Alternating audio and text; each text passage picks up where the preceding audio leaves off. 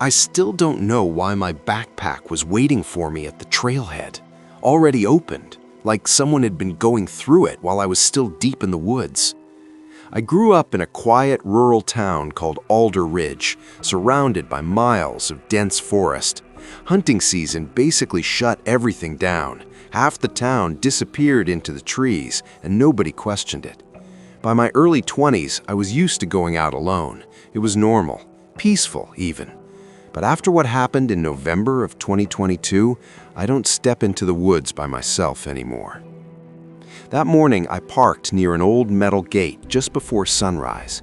The cold hit differently that day, sharp, dry, and heavy. There was a thin layer of snow on the ground, just enough to show tracks clearly. I remember noticing how clean everything looked, untouched, like no one had been there in days. That feeling didn't last. About 20 minutes into the hike, I slowed down. Something felt off. Not a sound exactly, more like the absence of sound. No birds, no wind, just this strange pressure in my chest, like I was being watched from somewhere I couldn't see. I kept walking anyway. When I reached my stand, I climbed up and waited for the sun to come up. That's when I saw it. About 50 yards out, there was a ladder stand that I knew for a fact hadn't been there before. I'd hunted that exact area multiple times. I would have noticed it. At first, I thought maybe another hunter had permission to be there, but then I looked closer at the snow.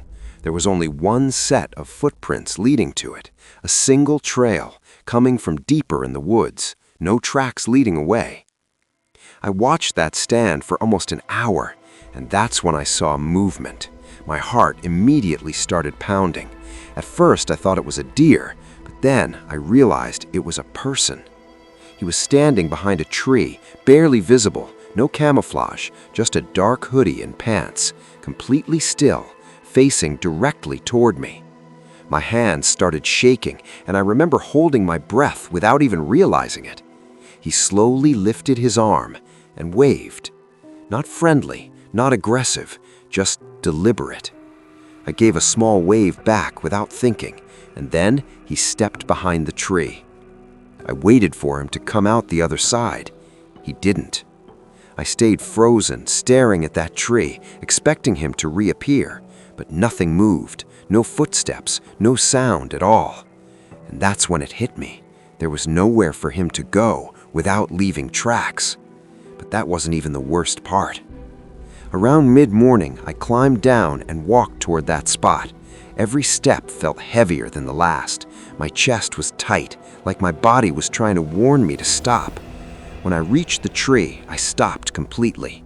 The snow around it was untouched, except for my own footprints. No tracks leading away, no disturbance, just that single trail I had seen earlier, ending at the base of the empty stand. I looked up. The seat had a thin layer of snow on it, completely undisturbed. That made no sense. I backed away slowly, trying to convince myself there was some explanation I just wasn't seeing yet. That's when I noticed the first strip of orange fabric. It was tied tightly around a branch at eye level, bright against the white snow. Then I saw another one, and another, each one placed carefully, almost like markers, leading somewhere, or maybe surrounding something. I didn't understand what that meant until later. By noon, I went back to my truck to warm up.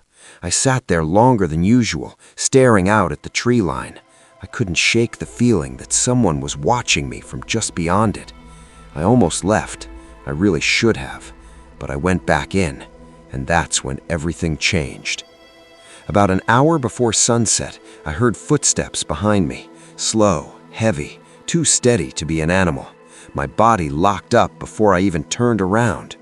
When I finally did, he was there again, closer this time, maybe 30 yards away. I could see his face now, pale, almost gray. His expression didn't match anything normal. He was smiling, but it didn't reach his eyes. My stomach dropped. He was holding something in his hand. At first, I thought it was a stick. Then I saw the handle, a screwdriver. I tried to speak, but my voice felt stuck in my throat. When I finally managed to ask if he was supposed to be there, he didn't answer. He just stared at me. Then slowly turned and walked back into the trees. No sound, no urgency, like he knew I wasn't going anywhere. I should have left right then, but I didn't, and I regret that more than anything. When the sun started going down, I climbed down and headed back, fast. Halfway there, I started noticing more of those orange markers, but this time they were different. Some were tied to sticks pushed into the ground, and beneath one of them, there was something hanging. I stopped walking. My hands were shaking again, worse than before. I didn't want to look, but I did anyway. It was a dead animal, strung up with wire, and under it, someone had drawn a circle in the snow. That's when I realized this wasn't random. I started moving faster. Then I saw more, each one placed along the path, like signs or warnings, or something guiding me somewhere. And that's when I saw my backpack, leaning against a tree, open. Everything inside it had been taken out and arranged neatly in the snow. My knife, my flashlight, my gear, all lined up, like someone had gone through it while I was still out there. That realization hit me harder than anything else. Someone had been close enough to climb my stand. Someone had been close enough to touch my things without me knowing it. I grabbed everything as fast as I could and ran. When I reached the clearing, I thought it was over. It wasn't. My truck door was open. I know I locked it. Inside, nothing was missing, but things had been moved, papers taken out, left on the seat, like someone had been looking for something, or letting me know they could. I got in, locked the doors, and started the engine, and then I looked up. He was standing at the edge of the trees, watching me, that same expression on his face, that same empty smile. My heart was pounding so hard I could hear it. He slowly raised his hand. Not to wave, he pointed at me, then dragged his finger across my throat. I didn't wait another second.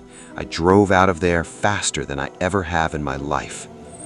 Weeks later, the landowner told us something they found deep in those woods. A hidden shelter made from scraps, covered in tarps. Inside, there were bones, old gear, and things taken from other hunters. But they never found him. And sometimes I still think about those footprints because they only ever went one direction, toward me.